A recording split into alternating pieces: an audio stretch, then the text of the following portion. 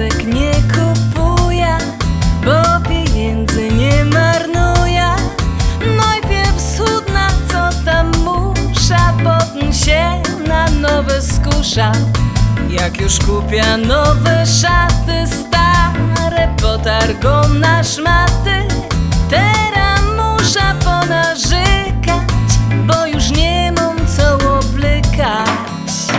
Nie mam co oblec, nie mam co oblec, nie mam co oblec, duś nie mam co oblec, bo nie mam co oblec. Na kronflekach mam szczewiki, bez te szykowne nawyki. Taśki, paski i apaszki, stare na nie przedo flaszki. I galoty mam ściochane, na życi są połotane. Mam też jedne zwane dżinsy, bo na lepsze nie ma pieniędzy. Nie mam co oblec, nie mam co oblec, nie mam co oblec, durś nie mam co oblec, bo nie mam co oblec.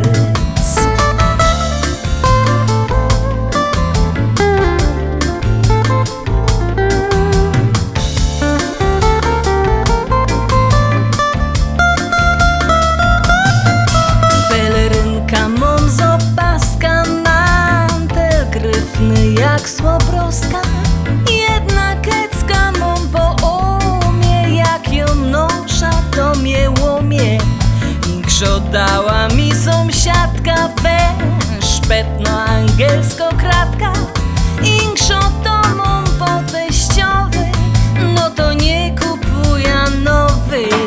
I duś nie mam co oblec, nie mam co oblec, nie mam co oblec, durś nie mam co oblec, bo nie mam co oblec.